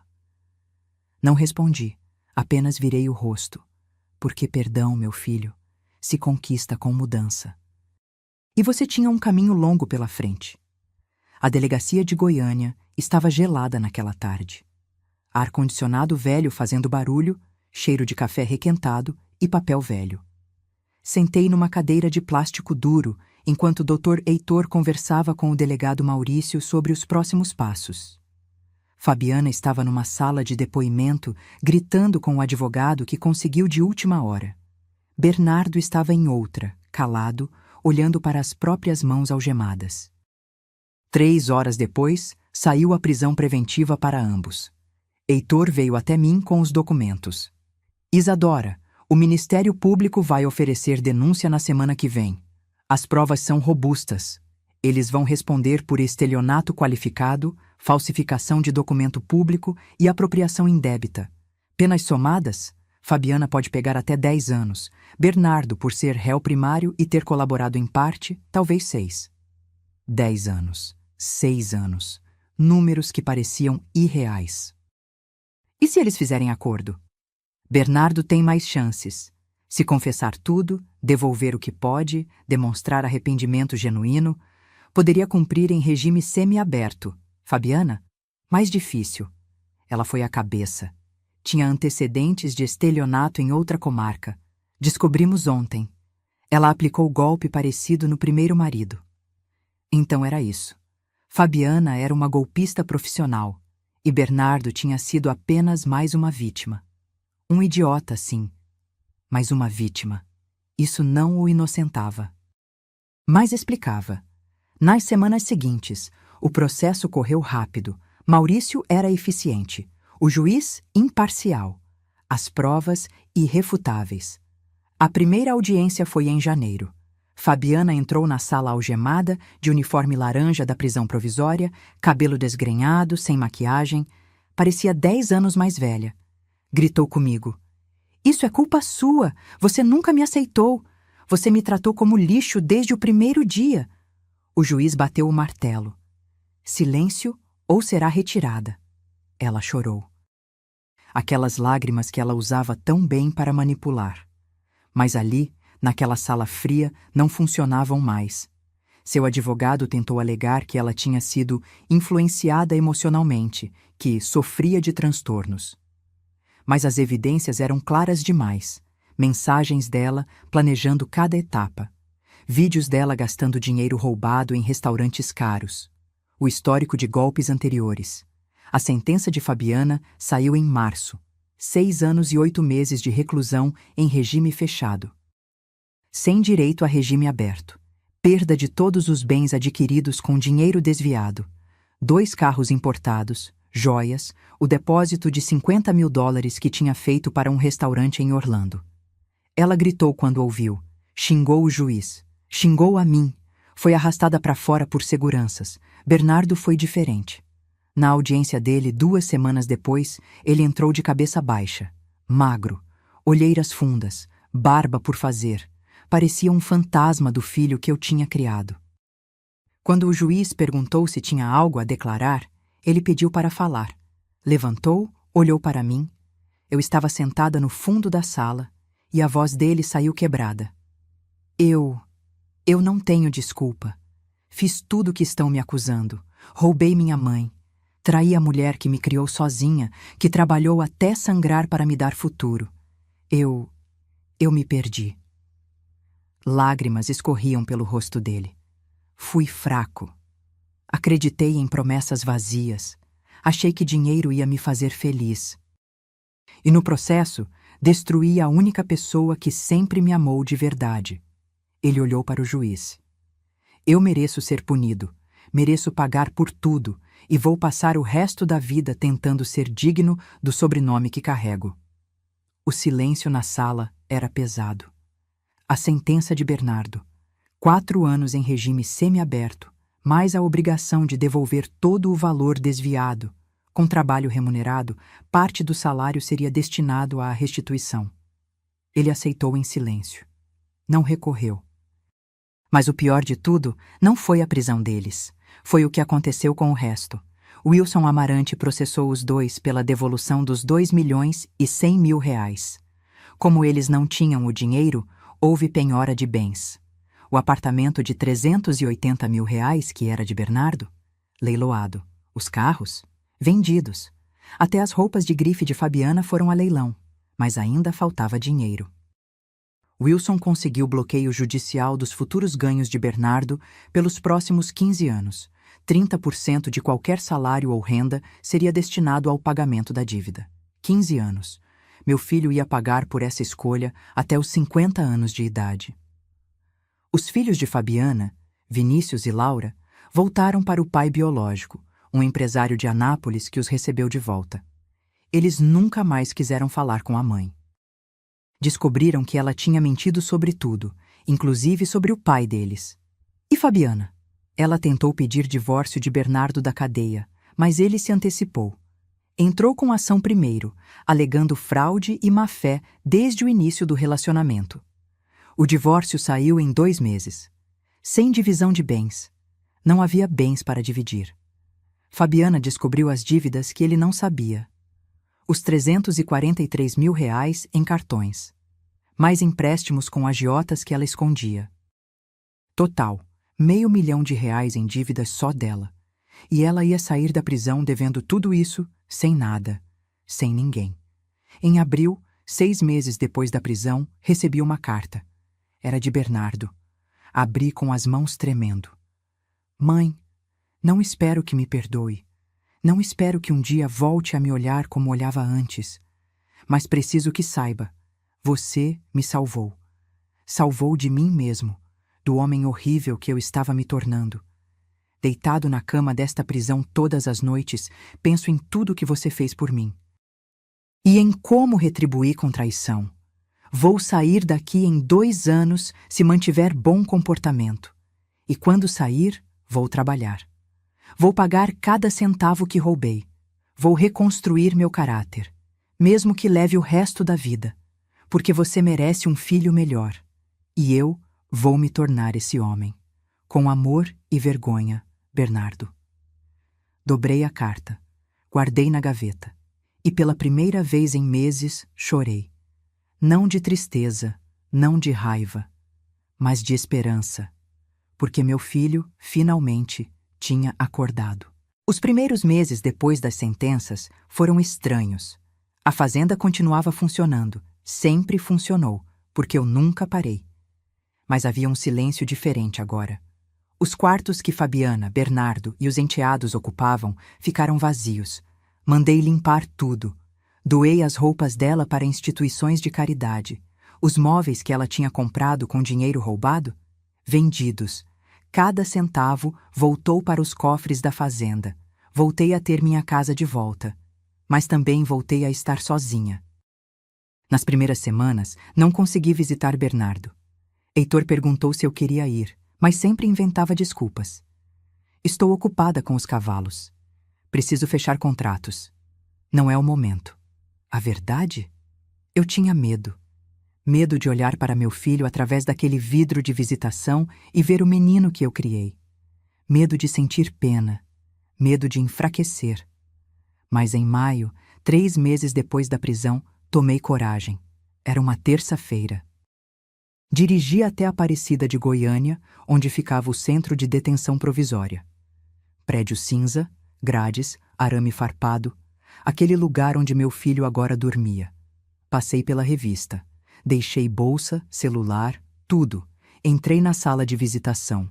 Mesas de ferro, cadeiras desconfortáveis, cheiro de desinfetante barato. E então ele entrou. Meu Deus, como ele estava magro. Bernardo usava uniforme bege, cabelo raspado, barba feita. Tinha olheiras profundas, ombros caídos.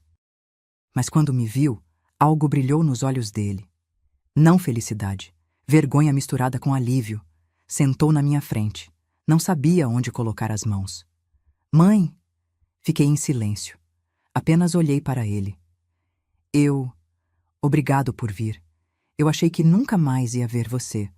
A voz dele estava rouca, como se tivesse chorado muito. Como você está? Perguntei.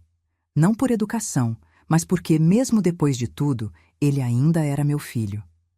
Sobrevivendo. Trabalho na cozinha. Acordo às 5, faço 400 marmitas por dia. Ganho um salário mínimo.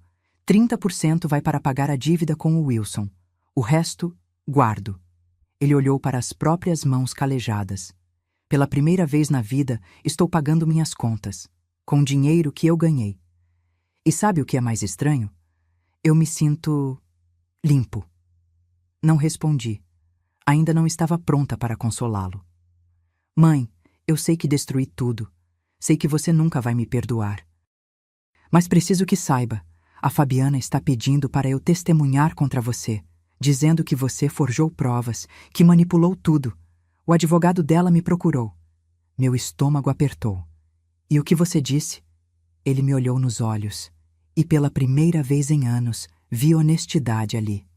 Disse que não, que todas as provas são reais, que eu cometi os crimes que estão me acusando, e que se ela quer tentar me usar de novo, pode esquecer. Respirei fundo. Por que você fez isso, Bernardo? Por que escolheu ela em vez de mim? Ele baixou a cabeça. As lágrimas vieram. Porque eu me senti importante. Pela primeira vez, alguém me olhava como se eu fosse especial, não apenas o filho da Isadora Mendes. Ela me fazia sentir que eu era o dono. Eu era o poderoso. E fui idiota demais para ver que ela só queria seu dinheiro.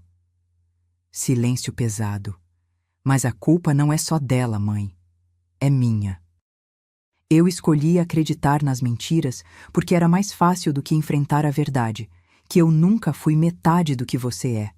E em vez de trabalhar para ser melhor, eu quis te derrubar. Aquelas palavras me cortaram, mas eram verdadeiras. Você tem razão, eu disse calmamente. Você foi fraco, covarde, escolheu o caminho fácil. Ele concordou com a cabeça, chorando. Mas sabe o que mais? Você ainda é meu filho, e eu não desisto da minha família. Ele levantou os olhos, surpreso. Não significa que esqueci, não significa que está tudo bem, mas significa que, se você realmente mudar, se provar com ações e não com palavras, talvez um dia a gente consiga reconstruir alguma coisa. Bernardo chorou abertamente. Colocou as mãos no rosto. Eu vou provar, mãe. Juro por Deus. Vou sair daqui, vou trabalhar, vou pagar cada centavo. Vou me tornar o homem que você merecia que eu fosse. Saí daquela visita com o coração pesado, mas menos partido. Os meses seguintes foram de pequenas reconstruções. Visitei Bernardo uma vez por mês, sempre conversas curtas. Ele me contava sobre o trabalho na cozinha, sobre os cursos que estava fazendo dentro da prisão, administração, gestão rural, até um curso de ética. Ele estava tentando. Em agosto, ele me ligou da prisão, animado. Mãe, consegui regime semiaberto. Vou poder trabalhar fora durante o dia e voltar para dormir. Arranjei emprego numa cooperativa agrícola aqui perto. Salário de R$ 3.500. 3.500. Uma miséria comparado ao que ele poderia ter ganhado na fazenda. Mas era honesto. Estou orgulhosa de você, eu disse. E era verdade. Em novembro, um ano depois da prisão, Bernardo me ligou chorando. Mãe, a Fabiana foi condenada em segunda instância, 6 anos e 8 meses mantidos. E ela pediu para eu ajudar ela. Disse que ainda me ama, que fomos vítimas de você. Meu sangue gelou. E o que você disse? Disse que o único amor que ela teve foi pela sua fazenda e que eu nunca mais quero ver a cara dela. Desliguei o telefone e sorri. Meu filho estava finalmente acordando de verdade. Em dezembro, quando completou 1 ano e meio de regime semiaberto, ele me ligou com uma pergunta. Mãe, quando eu sair definitivamente daqui 2 anos, você acha que, um dia, eu poderia voltar para na fazenda? Fiquei em silêncio. Não como dono, não como administrador, mas como funcionário, como peão. Quero aprender de novo, do zero, como você aprendeu quando o pai morreu. Olhei pela janela da sala. Vi tempestade de prata pastando tranquila no campo. Vamos ver, Bernardo. Vamos ver se você prova que merece. Vou provar, mãe. Eu prometo. E pela primeira vez em anos acreditei nele. Porque perdão não é esquecer. Perdão é dar uma chance para recomeçar. E meu filho, finalmente, estava fazendo por merecer essa chance. 2 anos e meio se passaram desde aquele dia na sala, quando vi Bernardo e Fabiana algemados. 2 anos e meio de reconstrução lenta, de cicatrizes sarando, de aprender a confiar novamente. E nesse tempo, cada personagem dessa história recebeu exatamente o que merecia. Fabiana cumpriu 3 anos e meio de seus 6 anos e 8 meses quando conseguiu progressão para regime semiaberto por bom comportamento. Segundo o advogado dela, tinha se tornado modelo na prisão. Trabalhou na lavanderia, fez cursos, mas eu sabia a verdade. Gente como Fabiana não muda, apenas aprende a esconder melhor. Quando saiu, em julho de 2028, tentou reconstruir a vida. Mas descobriu que reputação não se recupera tão fácil. As dívidas que deixou, R$ 512 mil entre cartões, agiotas e processos, a perseguiam. Teve nome negativado, CPF bloqueado. Não conseguia emprego. Tentou abrir um salão de beleza em Anápolis usando o nome de terceiros, mas faliu em 4 meses. Os filhos, Vinícius e Laura, cortaram contato completamente. O pai deles, um empresário decente que ela tinha caluniado por anos, os acolheu de volta e contou toda a verdade. Eles descobriram que a mãe sempre foi manipuladora, que o primeiro casamento acabou por golpes parecidos, que eles foram usados como peões numa estratégia maior. Vinícius me procurou por mensagem 1 ano após a prisão da mãe. Dona Isadora, quero pedir desculpas. Minha mãe nos ensinou a ver a senhora como inimiga. Hoje entendo que a senhora apenas se defendeu. Sinto muito, respondi com carinho. Ele não tinha culpa de ter uma mãe golpista. Laura nunca me procurou, mas soube que entrou na faculdade de Direito, trabalhando de dia e estudando à noite, talvez querendo entender como nunca mais ser enganada. Fabiana tentou contato com Bernardo dezenas de vezes, cartas que ele não respondia, ligações que ele não atendia. Até que um dia, ela apareceu na cooperativa onde ele trabalhava. Bernardo me ligou naquela noite, voz firme. Mãe, a Fabiana apareceu hoje. Disse que ainda me ama, que podemos recomeçar, que foi tudo culpa sua por ter armado contra ela. Meu coração acelerou. Mandei ela embora. Disse que o único amor que ela teve foi pela sua fazenda, não por mim. E que se ela aparecer de novo, vou pedir medida protetiva. Sorri do outro lado da linha. Você fez a coisa certa, filho. Aprendi com a melhor. Wilson Amarante, o comprador enganado, levou 3 anos para receber tudo de volta. Foram vendas de bens, penhoras, porcentagens de salários. Ele foi paciente, mas implacável. No final, recebeu os R$ 2.100.000 com juros e correção. Total de 2.400.000. Ele me procurou quando recebeu o último centavo. Dona Isadora, lamento que a senhora tenha passado por isso. Sua fazenda está de pé à venda? Sorri. Não, seu Wilson, nunca esteve e nunca estará. Ele riu, respeitoso. Imaginei, mas precisava tentar. Mulheres como a senhora são raras. Quanto a Bernardo, meu filho mudou, de verdade. Saiu da prisão em definitivo em março de 2029, depois de cumprir 4 anos entre regime fechado e semiaberto. Magro, barbudo, mas com olhos diferentes, limpos, honestos. Conseguiu emprego fixo na Cooperativa Agrícola de Goiânia, ganhando R$ 4.200 por mês. Alugou um apartamento pequeno de 1 quarto. Comprou móveis de segunda mão. Cozinhava para si mesmo, pagava as contas em dia. 30% do salário ainda ia para Wilson. Devia levar mais 8 anos para terminar de pagar. Mas ele não reclamava. Estou pagando por minhas escolhas, mãe. E tudo bem, é justo. Visitava a fazenda uma vez por mês. No início, ficávamos conversando na varanda, tomando café. Distante, mas presente. Ele nunca pediu dinheiro. Nunca pediu favores. Apenas queria reconstruir nossa relação. E aos poucos, tijolo por tijolo, fomos reconstruindo. Em junho de 2029, ele me perguntou se podia passar um final de semana na fazenda. Não nos quartos principais, no quarto de empregados. Disse que queria ajudar no manejo dos cavalos, sem ganhar nada, apenas para lembrar como era.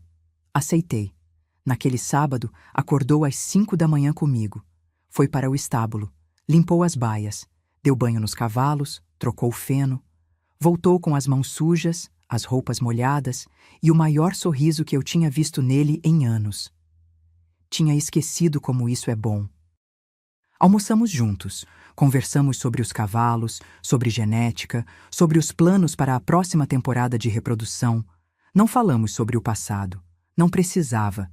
Antes de ir embora no domingo à noite, ele me abraçou. Um abraço longo, apertado. Obrigado por não desistir de mim, mãe.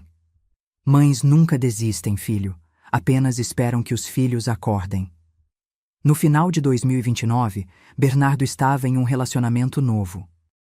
Uma veterinária da cooperativa, mulher simples, honesta, 2 anos mais nova que ele. Ele me apresentou com nervosismo. Mãe, essa é a Letícia. Ela sabe de tudo. Do meu passado, dos meus erros, da prisão. E mesmo assim quis me conhecer. Olhei para a moça. Ela era bonita de um jeito simples. Cabelo preso, sem maquiagem, mãos calejadas de trabalho. Me cumprimentou com respeito genuíno, sem falsidade. Dona Isadora, é uma honra conhecer a senhora. O Bernardo fala muito da senhora. Coisas boas, espero, brinquei. Ela sorriu. Coisas honestas. E isso é melhor que coisas boas. Gostei dela na hora. Voltei minha atenção para a fazenda. Ela continuava produtiva, lucrativa. Em 2029, faturei R$ 3.200.000. Meu melhor ano. Comprei mais 40 hectares de terra adjacente. Investi em tecnologia nova para os estábulos. Treinei uma equipe de 5 funcionários jovens e dedicados. A fazenda não precisava mais de mim para sobreviver. Mas eu ainda precisava dela. Porque aquela terra não era só negócio, era identidade. Era tudo que eu tinha construído com sangue e suor, quando o mundo disse que eu fracassaria. E olhando para trás, para esses 2 anos e meio, percebi algo. Eu não tinha apenas salvado minha fazenda. Tinha salvado meu filho. Tinha salvado minha própria dignidade. E tinha provado que mulheres como eu não desistem. Não importa a idade, não importa a dor, não importa a traição. Porque dignidade não é algo que te dão. É algo que você conquista todos os dias. Levantando, lutando, resistindo. E, quando necessário, contra-atacando. Em janeiro de 2030, completei 71 anos. Acordei naquela manhã de aniversário, preparei meu café, sentei na varanda olhando o sol nascer sobre os campos dourados da fazenda. Tempestade de Prata pastava tranquila perto do estábulo. Ela tinha 18 anos agora, aposentada da reprodução, vivendo seus dias finais em paz. E tomei uma decisão sobre o futuro, sobre legado, sobre o que realmente importava. Chamei Dr. Heitor para uma reunião. Ele chegou com sua pasta de couro gasta, aqueles óculos de leitura pendurados no pescoço e um sorriso curioso. Isadora, você disse que era urgente. Está tudo bem? Está ótimo, Heitor. Mas preciso mudar algumas coisas no meu planejamento sucessório. Ele abriu a pasta, pegou caneta. Estou ouvindo. Respirei fundo e expliquei meu plano. 40% da fazenda, incluindo 128 hectares de terra, o estábulo principal e 6 éguas reprodutoras, seriam doados para criar o Instituto Sérgio Mendes de Empreendedorismo Rural Feminino. Uma organização sem fins lucrativos dedicada a ensinar mulheres viúvas, divorciadas ou em vulnerabilidade social a trabalharem com agronegócio. Cursos gratuitos de manejo de gado, criação de cavalos, gestão rural, administração financeira. Tudo que eu tive que aprender sozinha, na dor, essas mulheres aprenderiam com suporte, estrutura e dignidade. Quero que seja algo que sobreviva a mim, expliquei. Algo que mostre para outras mulheres que não importa quantos anos você tem, não importa se está sozinha, você pode reconstruir sua vida. Heitor sorriu, emocionado. Sérgio ficaria orgulhoso. Eu sei. Os 60% restantes, a casa principal, o resto das terras, os cavalos campeões, todo o patrimônio financeiro, seriam colocados em um trust irrevogável. Bernardo só poderia acessar esse trust aos 50 anos de idade, daqui a 8 anos. E apenas se cumprisse 3 condições não negociáveis. Primeira, provar mudança de caráter com trabalho honesto contínuo por no mínimo 8 anos, sem dívidas, sem processos, sem golpes. Segunda, terminar de pagar todas as dívidas remanescentes com Wilson Amarante. Terceira, trabalhar como voluntário no Instituto Sérgio Mendes por pelo menos 2 anos, ensinando jovens sobre os erros que cometeu e as consequências de escolhas erradas. Se ele não cumprir essas condições, Heitor perguntou, então o trust será dissolvido e todo o patrimônio vai para o Instituto. Bernardo não receberá nada. Heitor anotou tudo, levantou os olhos. Você tem certeza? É uma decisão dura. Tenho absoluta certeza. Porque se existe algo que aprendi nesses anos todos é que herança não se dá, se conquista. Meu filho precisa provar que é digno do sobrenome que carrega. Os documentos foram assinados em fevereiro, registrados em cartório, irrevogáveis. Contei para Bernardo numa visita dele à fazenda, num domingo tranquilo. Estávamos na varanda, tomando limonada, quando coloquei os papéis na mesa. Filho, preciso te mostrar uma coisa. Ele leu, página por página. Quando terminou, tinha lágrimas nos olhos. Mãe, eu não esperava nada. Depois de tudo que fiz, eu sei, mas não é sobre o que você espera, é sobre o que você merece, e até agora você está no caminho certo. Continua assim pelos próximos 8 anos e esse patrimônio será seu. Ele segurou minha mão. Não vou te decepcionar de novo, juro. Eu sei. A criação do Instituto foi anunciada em março. Fiz questão de uma cerimônia pequena, apenas com imprensa local e algumas fazendeiras da região que eu respeitava. Falei no microfone, nervosa. Nunca gostei de holofotes, mas firme. Esse instituto leva o nome do meu marido, Sérgio Mendes, porque foi com ele que aprendi o significado de parceria. Mas leva adiante meu trabalho. Mostrar para mulheres que a gente não precisa de permissão para reconstruir nossas vidas. Precisamos de coragem, conhecimento e apoio. 23 mulheres se inscreveram na primeira turma. Viúvas, divorciadas, mães solteiras. A mais nova tinha 28 anos. A mais velha, 62. Dei aulas pessoalmente nas primeiras semanas. Ensinei sobre cavalos, sobre terra, sobre contratos. Contei minha história, sem enfeites, sem vitimização, apenas fatos. No final da minha fala, uma mulher de 50 anos levantou a mão chorando. Dona Isadora, meu marido morreu há 3 anos, me deixou com dívidas e fazenda abandonada. Eu achei que ia perder tudo, mas ouvindo a senhora, eu sinto que ainda tenho chance. Você tem, minha querida. Você sempre teve. Só precisava de alguém para lembrar você disso. Os meses seguintes foram de satisfação profunda. Ver aquelas mulheres aprendendo, crescendo, conquistando autonomia. Ver a fazenda funcionando perfeitamente, mesmo com parte dela dedicada ao instituto. Ver Bernardo trabalhando honestamente, crescendo como homem. Em junho de 2030, Bernardo me ligou com uma notícia. Mãe, a Letícia está grávida. Meu coração parou. Você vai ser avó. Avó. Depois de tudo, depois da dor, da traição, da reconstrução, eu ia ser avó. Estou feliz, filho, muito feliz.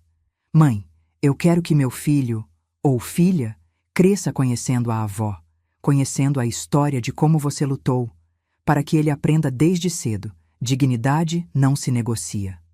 Desliguei e chorei. Lágrimas boas, de realização. Hoje, sentada na varanda dessa fazenda que construí com sangue e suor, olho para trás e vejo a jornada completa. Vi a pior traição que uma mãe pode sofrer, mas também vi a redenção mais bonita que um filho pode conquistar. Aprendi que família não é só sangue, é respeito, é lealdade, é esforço mútuo. Aprendi que perdão não é fraqueza, é força. Mas perdão sem mudança não é perdão, é permissão para ser ferida de novo. Aprendi que mulheres como eu, mulheres de 71 anos, com rugas, com mãos calejadas, com histórias de dor, não são descartáveis, somos essenciais, porque carregamos sabedoria que só se conquista vivendo, e lutando, e resistindo. Todas as manhãs acordo às 5, faço meu café, vou ao estábulo, cumprimento tempestade de prata, e agradeço por estar viva, saudável, forte, porque enquanto eu respirar, essa fazenda vai prosperar. E quando eu partir, deixarei um legado maior que terras e cavalos, deixarei histórias de resistência, de dignidade, de mulheres que não se curvaram. E isso, meu filho finalmente entendeu, não tem preço. Dezembro de 2030. 71 anos, 7 meses e 14 dias de vida. Sentada na varanda da fazenda, com uma xícara de café quente entre as mãos, observo meu neto, Theo, 3 meses de vida, dormindo tranquilo no colo de Bernardo.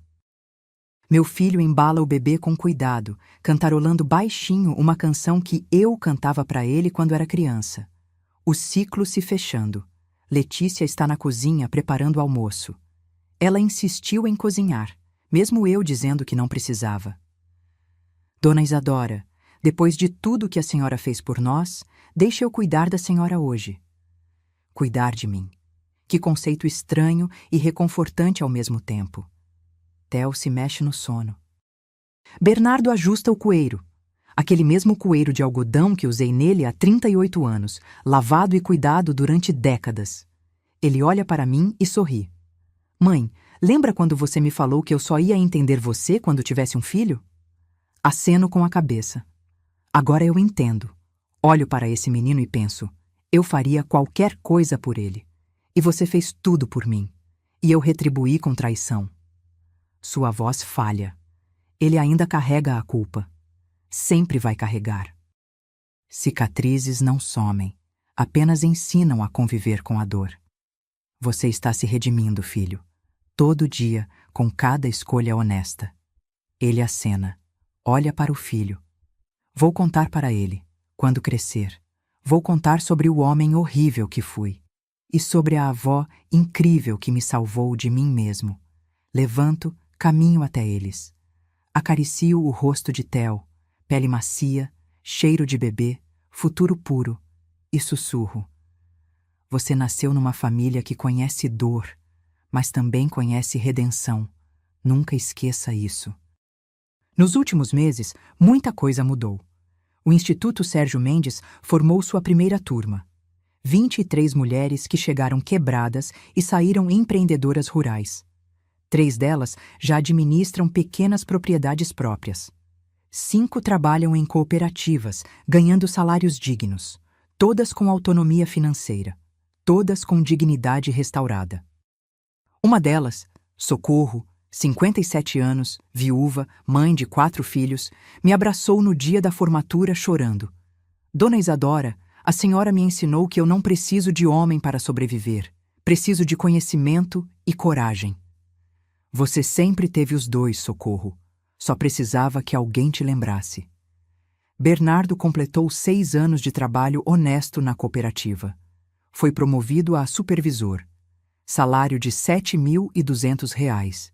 Economiza 40% todos os meses.